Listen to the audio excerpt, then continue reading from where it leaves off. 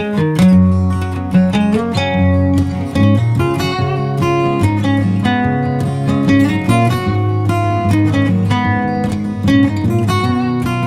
My YouTube family, कैसे हैं आप सभी। डेली लाइफ विद मीत में आप सबका बहुत बहुत स्वागत है। ये है 11 तारीख की रात का समय और मैं यहाँ बना रही थी फ्रेंच फ्राइज़ बच्चों के लिए। और इसकी रेसिपी मैंने पहले आपके साथ शेयर की हुई है, इस करके मैंने इसकी रेसिपी नहीं दी, नहीं तो वीडियो बहुत ज़्यादा लंबी हो जाती।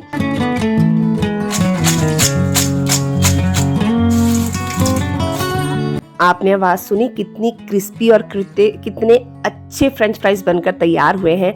बाहर से क्रिस्प और अंदर से सॉफ्ट, यानी बहुत अच्छे बनकर तैयार हुए थे। और इसकी रेसिपी ऑलरेडी मेरे चैनल पर है, आप देख सकते हैं। और इसके बाद मैंने साथ में बनाए थे चाइनीज़ पकौड़े और बनाई थी वेजिटेबल मैगी और बनाई थी मोमोज़ की चटनी। तो इस तरीके से हमारा रात का डिनर था। और डैडी जी के लिए मैंने बनाई थी लौकी की सब्जी और रोटी और दही, क्योंकि डैडी जी ये सब चीज़ें नहीं खाते हैं, सिर्फ फ्रेंच फ्राइज़ को साथ में ले लिए थे उन्होंने। तो बस इसके बाद ये हो गया है नेक्स्ट डे। उस दिन मैंने कुछ भी शूट नहीं किया। और उसके बाद ये नेक्स्ट डे यानी 12 तारीख की सुबह का टाइम है, कुछ 6:45-7 का टाइम था। बस मैं इनके लिए और अपने लिए चाय बनाकर लेकर गई थी। उसके बाद बस चाय पीने के बाद ना मैंने ज़्यादा कुछ नहीं किया, मैं थोड़ी देर लेटी रही क्योंकि अच्छा नहीं लग रहा था मुझे।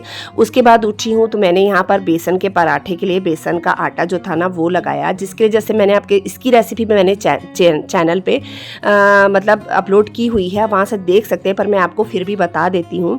जो आटा था, 2 कटोरी आटा लेंगे तो 1 कटोरी के करीब बेसन ले लेंगे। उसमें बारीक बारीक प्याज, बारीक बारीक धनिया और बारीक बारीक मिर्ची कट करके डाल लेंगे।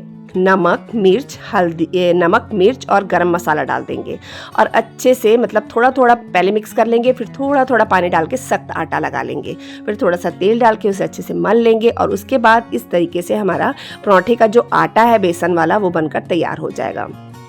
तो हमारे घर में इनको बहुत ज़्यादा पसंद है। मैं बनाने वाली थी बेसन के पूड़े सुबह के टाइम नाश्ते पे, तो इन्होंने कहा नहीं तू बेसन के काम कर, बेसन के पराठे बना ले। इनको और डैडी जी को दोनों को बेसन के पराठे बहुत पसंद है। तो फिर मैंने बेसन के पराठे बना लिए थे और वाइट बटर मेरे पास था, तो मैंने वाइट बटर लगा दिया था और साथ में दही दे दिया था और चाय तो बनी ही थी। इसके बाद में मैं लग गई थी अपने जो डस्टिंग के, क्लीनिंग के कामों में। तो जैसे कुछ समय से आप लोगों को पता ही है कि मैं घर में कपड़े आयरन नहीं करती हूँ, तो बस जो इनके डैडी जी के कपड़े होते हैं और रमन के कपड़े होते हैं मैं ज़्यादातर बाहर दे देती हूँ। तो बस वो होके आए हुए थे, तो बस मैं उन्हें अलमारियों में ना उनकी जगह पर अरेंज कर रही थी, ताकि ऐसे घर बिखरा बिखरा ना रहे और सामान पूरा लग जाए ना अपनी जगह में, तो घर साफ़ सुथरा लगता है। इन चीज़ों का ध्यान हमें ही रखना होता है। तो बस फिर ये कपड़े जो थे ना प्रेस किए हुए वो मैं अलमारी में लगा रही थी। और खोखो मेरे को इतना तंग कर रहा था ना, 1 मिनट भी मेरा पीछा नहीं छोड़ता। और जहाँ मैं तकलीफ़ में भी रहती हूँ या चुप भी रहती हूँ ना, तो वो आके मस्तियाँ कर करके मेरे को हंसा देता है। यानी वो मेरे को उदास देख ही नहीं सकता, इतनी वो मस्ती करता है ना मेरे साथ। जहाँ मैं चुप रहूँगी तो वहाँ बस वो आके मेरे साथ मस्ती करने लग जाएगा। तो हंसने का मूड नहीं भी होता ना तो वो मुझे हंसा देता है। तो यहाँ बस मस्ती कर रहा है, मैं उसको बोल रही हूँ तू जा मेरे को काम कर लेने दे, पर वो कहाँ सुनता है। बस तो इस तरीके से मैंने पूरे कपड़े लगा दिए थे अलमारी में और बस अब मैं करने लगी थी बेड की क्लीनिंग वगैरह, डस्टिंग क्लीनिंग। तो बस अब मैं ये सब कर लूँगी।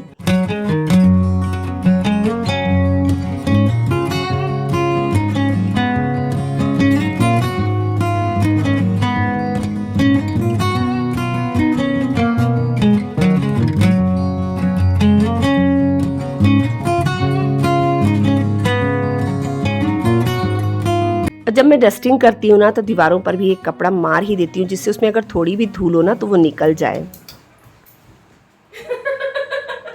नीचे उतर।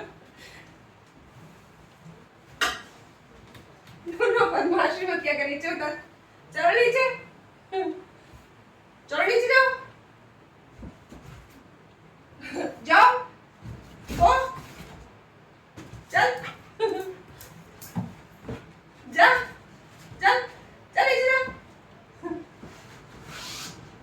बदमाशी आती है।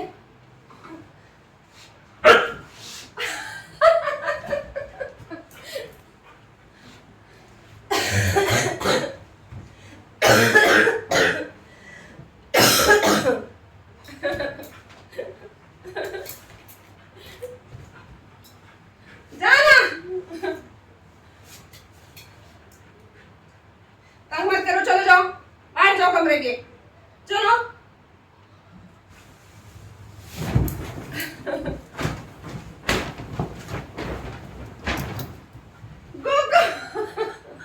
नीचे उतरो, चलो। तो देखा आप लोगों ने कोको की बदमाशियाँ कितनी बढ़ गई। जैसे जैसे कोको बड़ा हो रहा है ना, उसकी बदमाशियाँ भी उतनी बड़ी होती जा रही हैं। वो मुझे बेडशीट बिछाने ही नहीं दे रहा था, मैं काफ़ी देर से ट्राई कर रही थी और अचानक से ना कमरे में आ जाता, पीछा भी नहीं छोड़ता है कि मैं मम्मा चल काम कर रही है तो करने दूँ। नहीं, अगर मैं कपड़े सूखने डालती रहूँगी तो पीछे से आ जाएगा, कोई ना कोई कपड़ा लेके चले जाएगा, भग जाएगा, तंग करेगा। इस तरीके से वो करता है। उसकी बदमाशियाँ दिन दिन बढ़ती जा रही है। बस उसको ये रहता है मम्मा मेरे साथ खेलो। तो वो ये सब चीज़ों को ना खेल के रूप में लेता है कि मम्मा, मैं उसको बोलूँगी ना तू जा, तो सोचता है मम्मा मेरे साथ खेल रही है। तो ऐसी शैतानियाँ वो करता है। तो लीजिए, मैंने बेडशीट भी झाड़ ली है, बिछा ली है और उसके बाद पिलो कवर, कुशन कवर को मैं उनकी पिलो को और कुशन को मैं उसकी जगह पर रख दूंगी। और ये बास्केट डैड जी की मेडिसिन वाली है, मैं इसे भी क्लीन कर लूँगी। और बीच बीच में ना मैं इसे क्लीन करती रहती हूँ, हर 1-2 दिन छोड़ के मैं इसे साफ़ कर लेती हूँ, इस बास्केट को भी, क्योंकि आगे आ रहे हैं फेस्टिवल। और फेस्टिवल जब आने स्टार्ट होते हैं तो हम घरों की एकदम डीप क्लीनिंग करते हैं। हाँ, मैं भी करूँगी डीप क्लीनिंग, पर ये जो हम छोटे छोटे काम करते रहते हैं ना, इससे आगे जाके अपना काम बहुत आसान हो जाता है। मतलब हमें ज़्यादा खपना नहीं पड़ता, ना किसी चीज़ में ज़्यादा धूल मिट्टी आई होती है, ना कुछ, घर वैसे ही साफ़ रहता है और थोड़ी सी मेहनत से हम अपना घर और चमका लेते हैं फेस्टिवल के टाइम पे। तो बस यहाँ पर मेरी जो है बास्केट का काम ये भी लगभग हो ही चला है। अब मैं सारे सामान को उसमें अरेंज कर दूँगी, जैसे जैसे मेडिसिन रखी रहती है, और उसे उसकी जगह पर रख दूँगी। इसके बाद मैं करूँगी ड्रेसिंग टेबल की सफाई, जिसमें कि मतलब पूरा मिरर वगैरह साफ़ करना, थोड़ा दीवारों पर कपड़ा मार दूँगी और जो उधर जितने सामान पड़े हैं उन सबको अच्छे से अरेंज कर दूंगी।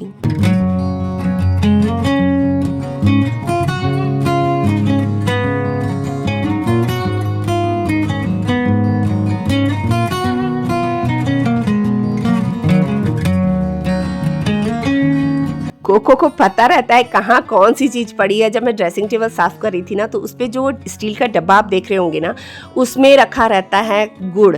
तो कोको को पता रहता है कि उसमें गुड़ है, तो कोको मस्के मार रहा था कि मम्मा मुझे एक छोटा सा टुकड़ा दे दो। वो तो वैसे तो उसके मन में रहता है कि मम्मा बड़ा सा दे दे, पर मैंने ना छोटा सा एक टुकड़ा निकाल के उसे दिया, तब फिर वो शांत हुआ कि हाँ मम्मा ने दे दिया है। तो उसको सब पता रहता है कहाँ कौन सी चीज़ रखी है, हर जगह पे इशारे करके बताएगा मेरे को वो चीज़ चाहिए। डाइनिंग टेबल पे पड़े रहते हैं केले वगैरह पड़े रहते हैं ना, तो वो इशारा करके बोलेगा मेरे को केले दे दो। गाजर खानी रहेगी तो फ्रिज की तरफ इशारा करेगा मम्मा गाजर दे दो। और जैसे आलू वगैरह खाने रहेंगे ना, तो किचन में बास्केट पड़ी रहती है, उसमें आलू वगैरह रहते हैं, तो इशारे करके बोलेगा आलू दे दो। हाँ, ये है कि शैतानी नहीं करता, उसमें से अपने आप नहीं निकालता, उसे पता मम्मा से मार पड़ेगी तो नहीं निकालता। फिर वो इशारे करता तो फिर मैं उसे धो के अच्छे से दे देती हूँ। बस फिर इसके बाद मैं लगाने लगी थी झाड़ू, और बस मैं झाड़ू लगा रही हूँ। शरण गया था एग्ज़ाम देने के लिए, क्योंकि उसके हाफ ईयरली एग्ज़ाम चल रहे हैं, तो वो गया था स्कूल और रमन अंदर था। रमन की भी तबीयत अभी बहुत ख़राब चल रही है, वो मीटिंग वगैरह कर रहा है और कफ कोल्ड उसे भी बहुत ज़्यादा हुआ है, तो डॉक्टर के लेके जाना था। तो हम क्या करते हैं, जैसे नहीं होता है ना तो हम सर के घर ले जाते हैं, तो इन्होंने लेके जाना था उसे डॉक्टर के पास, और मैंने अपने घर के काम निपटाने थे, क्योंकि मुश्किल हो जाती है ना। कि पहले तो मैंने सोचा था मैं भी चली जाऊँगी, फिर बाद में इन्होंने कहा कि तू अपने घर के काम निपटा ले, मैं ले जाता हूँ। बस इसके बाद मैंने झाड़ू लगाया, फिर बस मैं यहाँ लगा रही हूँ पोछा भी मेरा हो गया है। और ये मिल रही हूँ मैं आपसे शाम के टाइम पे, और उसके बाद मैंने कुछ भी नहीं किया। कपड़े मैंने घुमा लिए थे, धो के रख लिए थे कुर्सी पे, और उसके बाद शाम का टाइम है ये, और बस मैं आई हूँ बाहर कपड़े सूखने डालने के लिए। और मैं कपड़ों को ना मतलब सूखने के लिए फैला दूँगी। और अभी ना मतलब वैसे तो सुबह के टाइम पे और शाम को मौसम थोड़ा ठंडा हो जाता है रात को, लेकिन दिन में ना थोड़ी हुमस सी रहती है, तो कपड़े मतलब मैंने शाम को डाले ना, तो मतलब लग रहा था कि हाँ सूख जाएंगे।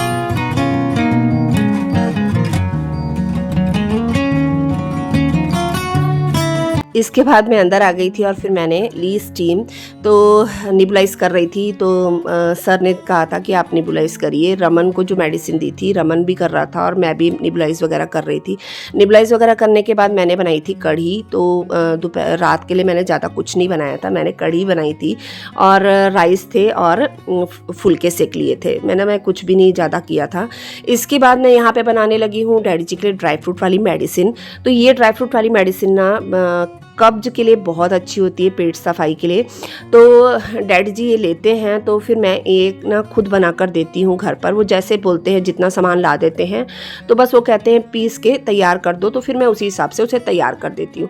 मेहनत इतनी लगती है ना, ये पीसी नहीं जाती। पहले पिछली बार तो मैंने इसे मिक्सी में ग्राइंड किया था, मिक्सी तो बाप रे ऐसे हो गई थी ना, पूरी मिक्सी में ना चिपक गई थी ये, ना मिक्सी घूम रही थी ना कुछ, बहुत तंग हुई। तो फिर मैंने कहा नहीं अब मैं हाथ से ही करूँगी। तो मैं उसके बाद से ना मैं हाथ से ही करती हूँ इसे, क्योंकि अंजीर जो होता है ना वो कूटा नहीं जाता और ना ही वो मिक्सी में पीसा जाता है। तो यहाँ मैं अंजीर लिया है, मैंने किशमिश ली है, गुलकंद लिया है और सौंफ का पाउडर लिया है। तो ये बहुत अच्छी मेडिसिन है मतलब पेट के लिए। तो डैडी जी इसे लेते हैं, वो भी दूध के साथ में लेते हैं, जैसे एकदम गर्म दूध और उसमें हल्दी डाल के उसके साथ इसे लेते हैं। तो ये फ़ायदा करती है, नुकसान कोई नहीं करती, क्योंकि इसमें ड्राई फ्रूट्स डले होते हैं और दूध हमें पीना ही चाहिए।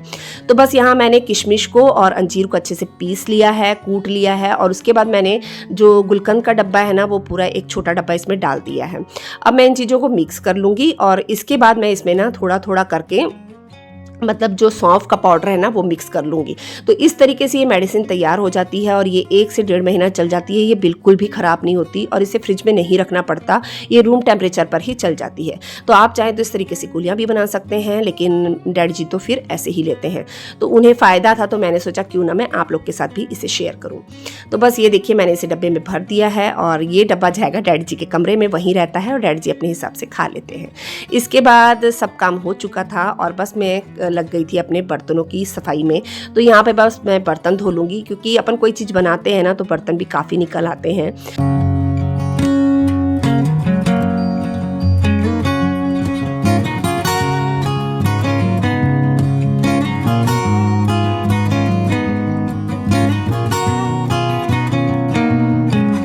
बर्तनों का काम हो चुका था, जितने भी बर्तन निकले थे ना मैंने सब धो लिए थे। और सिंक वगैरह भी मैं हमेशा साफ़ करती हूँ, जितनी बार बर्तन धोती हूँ। तो सिंक हो गया, टैप हो गया किचन के, और इसके बाद में जो टाइल्स वगैरह होती हैं उन्हें भी साफ़ कर लेती हूँ, ये सब चीज़ें करती हूँ। तो ये जो आप मनी प्लांट देख रहे हैं ना, मैं अपनी सिस्टर के घर गई थी शाम के टाइम पे, तो मैं वहाँ से लेकर आई थी। तो बस अब आई है बारी फ्रूट्स को धोने की। तो आज हमारे इधर लगी थी मार्केट, तो मैं मतलब डैडी जी फ्रूट्स वगैरह लेकर आए थे और मैंने कुछ वेजिटेबल्स मंगाई थी। वेजिटेबल्स तो खैर मैंने अभी वॉश नहीं करी, पर मैंने फ्रूट्स जितने थे ना मैं तुरंत वॉश करके रख देती हूँ, क्योंकि बच्चे आते जाते खाते हैं, डैडी जी भी लेके खा लेते हैं, तो कम से कम किसी को धोना ना पड़े। इसलिए मैं फ्रूट्स, वेजिटेबल्स, ये सभी चीज़ों को मैं धोकर ही फ्रिज में या फिर बास्केट पे लगाती हूँ फ्रूट्स को। तो बस यहाँ पर ना मैं बारी बारी से ना सारे फ्रूट्स को धो लूँगी।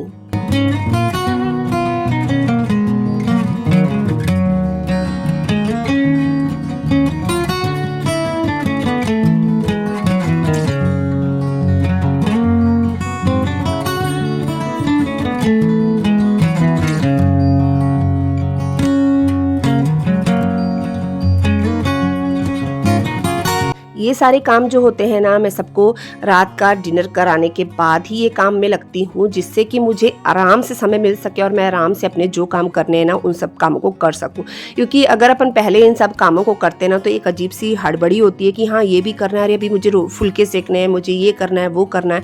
तो मैं इसे आराम से तसल्ली से करती हूँ, एक एक फ्रूट को अच्छे से धोती हूँ। और ना सबसे ज़्यादा ना कीवी धोने में मुझे बहुत वो लगता है, क्योंकि कीवी में इतने ज़्यादा उसके वो जो रोए रोए से होते हैं ना वो निकली आते हैं और उसे एकदम सॉफ्ट हाथों से धोना पड़ता है, नहीं तो वो ख़राब हो जाती है। तो बस मैंने एकदम सॉफ्ट हाथों से उसे धो लिया है। बाकी फ्रूट्स का धोने का कोई नहीं लगता, मेरे को कीवी धोने का बड़ा वो लगता है, क्योंकि उसमें से रोए जो होते हैं ना उसके रेशे रेशे से वो बहुत निकलते हैं। फिर बस मैंने ये सब काम कर लिया। इसके बाद मैंने कर ली थी किचन की क्लीनिंग। जो प्लेटफॉर्म सरफेस था मैंने वो भी पूरा अच्छे से क्लीन कर लिया था।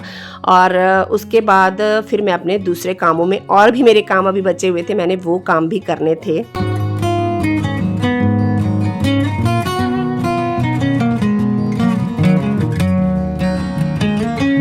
आज की वीडियो मेरी थोड़ी सी लंबी हो गई है, लेकिन मैं आप लोगों के साथ वो हर काम शेयर करना चाहती थी जो मैं सारा दिन भर में मैंने किया। हाँ 2-4 काम शेयर करो ना तो मुझे अच्छा नहीं लग रहा था। मुझे ऐसा लगा कि नहीं, कि मैंने जो भी काम अपने किए हैं दिन भर के मैं आप लोगों के साथ शेयर करूँ। तो बस मैं कपड़े अंदर ले आई थी और बज गए थे 10:30। तो चलिए मिलते हैं नेक्स्ट व्लॉग में, तब तक के लिए बाय।